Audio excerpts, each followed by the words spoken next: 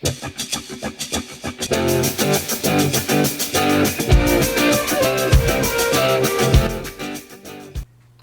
up? It's Jen Brown. Welcome back to my channel.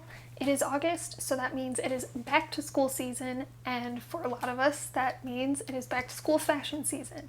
It's been a while since I've been a student, but I am a teacher, so I thought since I still go back to school in August that it would be fun to just kind of put that spin on these kind of videos that we see a lot at this time of year.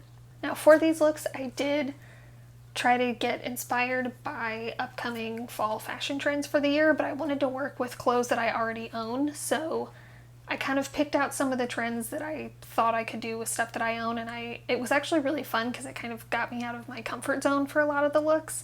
Some of the looks I think worked out a little bit better than the others, but I will go ahead and just kind of give you a really quick rundown of some of the trends that I was looking at. Sweater vests are still a thing. I'm actually just getting into that. I tend to kind of wait to jump on a trend because if it's something I'm not immediately like, yes, I will, wear that forever. I don't want to just like buy clothes because it follows a trend and then lose interest in them. So I usually kind of wait until I figure out how I can make it work for me before I jump on that. So the sweater vest thing is brand new for me, even though that's been a trend for a couple of years now. Crochet stuff and knit things as well. I think the crochet pieces that I have in here are actually things that I handmade myself. I really love to crochet. Denim on denim is a trend that we're seeing a lot. Blush pink is a popular color for fall. Lace stuff. Something I thought was interesting was off colors was a term that I was seeing a lot. So it's like color blocking and monochrome stuff, but it's like not the typical colors. It's like slightly varied shades of things, which I just thought was sort of interesting. Pattern on pattern is back again. I mentioned monochrome, but specifically all black outfits. The 2000s is still kind of going on. That's not really my vibe, but I have a couple of pieces that look a little bit more like early 2000s. If you have seen any of my fashion videos before, I'm very much a like 80s, early 90s retro fashion kind of person. So the 2000s were not my favorite fashion period, and I don't really have the desire to go back to that, but it's still happening in fashion, so we'll try to get into that a little bit. There were, of course, other ones as well, but like I said, I just wanted to kind of pick some ones that I thought I could make work for me. So let's get into the looks. So for this look, I wanted to wear this crocheted dress that I made recently.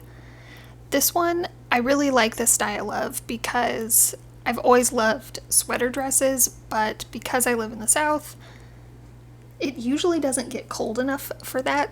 So the fact that this one is sleeveless and it has this slit in the bottom, it's a little bit cooler. It's not quite as heavy as a lot of like full long sleeve, full skirt sweater dresses. This mesh shirt, I really love the color combination of, and then I paired it with these tan Converse that I have. A common theme you're going to see with a lot of these looks is I like to mix casual with more professional and like dressier looking things. I don't like to be too formal, I guess, is the word I'm looking for when I'm at work. So I paired these with the chucks and just put my hair up in this like easy ponytail. If mesh tops aren't your thing, or if that's something that maybe is a little too casual for work, I also paired it with this more traditional button-up shirt just to make it look a little bit more professional looking. So for the denim on denim trend, I wanted to do black jeans with a traditional blue denim shirt. I'm not really sure if I like these jeans with this look. I usually like to play with sort of the weight, I guess you could say, like I'm talking like an artist, like the visual weight of fabric. So if I have this like puffier sleeve, kind of like square fitting shirt on top, I would usually maybe go with a skinny jean for this, but I just wanted to try this out with the more relaxed fit jean. I think this is okay. I just think I might like it better with a skinny jean. Then if I really want to go for like the full denim spectrum, I have this more of like a darker shade of blue denim like trench coat. It's not quite a trench coat, but it's more of like a military style. I just paired it with these white combat boots. So this look is very far out of my fashion comfort zone. I actually really wasn't too sure about it until I watched the footage back, and I think I really like it. I have seen people wearing hoodies under a blazer a couple of times, and I just think that looks really cool. I was originally going to wear some like nice joggers, not like sweatpants joggers, with this, but that just felt a little too casual for me, so I paired it with these just olive green trousers. They are like a paper bag waist, which if I wasn't wearing such a thick sweatshirt, I might like tuck that in the front with a nice belt or something like that. Then these shoes are actually my boyfriend's, which this has convinced me to get some athletic looking white shoes like this. But I just think this is like sporty, but still a little bit professional looking. And then just to try to keep it, again, that balance between the casual and a little bit more formal, I've put my hair up in this clip because I think that just looks a little bit nicer. So this look looks pretty simple, but I actually had a little bit of trouble styling this sweater vest that I've made.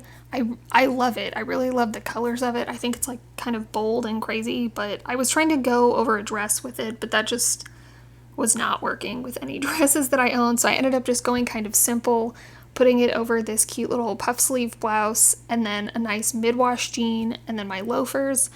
Depending on what time of year it is or how cool it is, I would probably wear socks with the loafers, but these are actually worn in enough that I can usually get away with wearing them with no socks or like no-show socks or something, but I could easily throw a jacket over this or like a long sleeve shirt, depending on how cool it was. This look might be one of my favorites. I've actually been trying to thrift a suit or see if I could find like a vest and blazer combination. I've recently gotten into vests quite a bit. If you've seen any of my other like thrift haul videos where I've gotten some new vests, I'm always like the most excited about those. But because I had this corduroy blazer and vest, and the colors I thought went really well together, I thought this was just perfect. I feel like I look like a hobbit on top, which is perfectly okay with me. What's cool about this is I think the jeans make it like relaxed enough, and again I went with the Converse just to dress it down a little bit, but if I wanted to dress it up, I would probably wear it with my sort of like maroon colored loafers or something like that, or maybe even like a nice tan ankle boot or something like that. But what's cool about this is I've just got this linen button-down shirt underneath it, and this actually looks cool with both of these together or just the vest on its own, either closed or open. So I think I'm finding that vests are a lot more versatile even than I thought, so this one was a really fun one to style. This one was another one I was unsure about at first, but I ended up really loving. This color block sweater is another one that I made recently, and I think my go-to would just be to pair this with jeans, but I wanted to kind of try something different, so I paired it with these really cool, nice pair of trousers that are black and white, but the print is small enough that they look sort of gray when they're far away, and I paired them with these black Converse, again, just to like dress it down a little bit, but of course I could always wear it with a black loafer or a boot, something like that. I went bold with the jewelry in this like chunky chain necklace, but I did try to keep it a little bit simple by not having too many rings or anything like that, just because this look is already a little bit loud.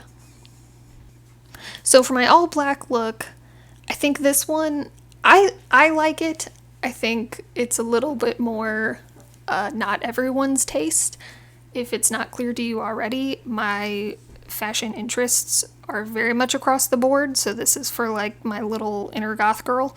Like thinking all black, my first instinct is just to go like black jeans, black top, that kind of stuff, which that's a look that I love, but I wanted to do something different, so I decided to try to go with a skirt and a blazer instead. I've been trying out this short sleeve blazer, which I still can't make up my mind if I want to take the shoulder pads out or not. Sometimes I think it looks cool, and then sometimes I just think the shoulders are kind of swallowing me. But I just paired it with this plain black t-shirt that's underneath. Normally, I think I might wait and wear this in a little bit cooler weather and maybe go with like a black sweater under it just to break up the textures, because I think when you're going monochrome, that's kind of important to have different textures in your fabrics instead of just like jersey t-shirt and skirt.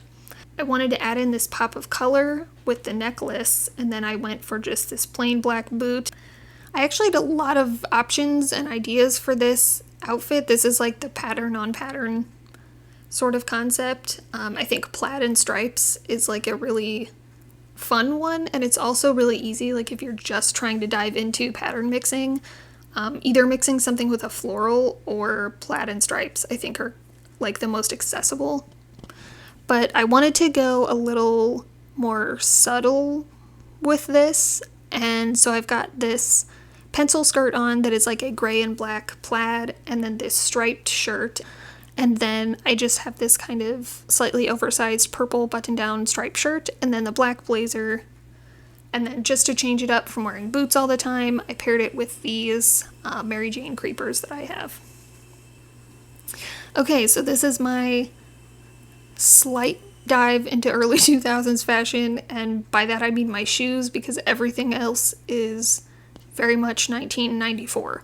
So I have this burnt orange dress. It's simple, but it's one of my favorite dresses that I have. I really love the color and just like the pocket and the buttons.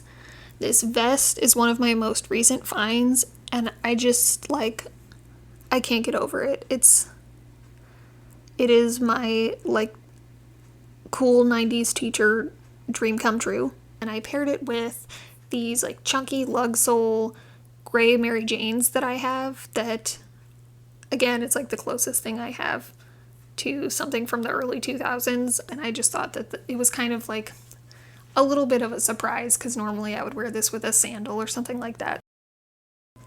I know I think I've said a couple of these are my favorite, but this one, like, I would wear it if school started tomorrow. Like, this one is so me. Like, I can't believe I've never worn it before, and I feel like just goes so well together.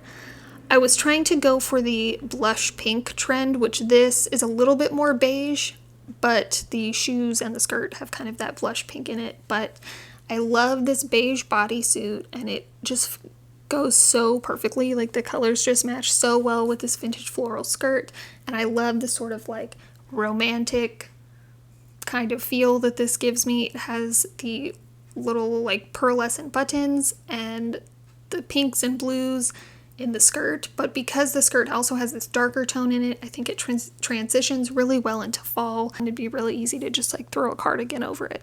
So those were my fall 2021 back to school fashion looks. Some of these I'm actually really excited to wear to school.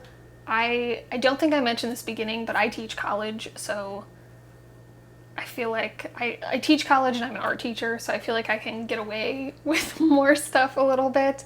But I really had fun kind of putting these looks together. I really hope you enjoyed them. If you did and you want to see more from me, feel free to subscribe. I post 2 to 3 videos a month. Thank you so much for watching this one, and I'll see you next time.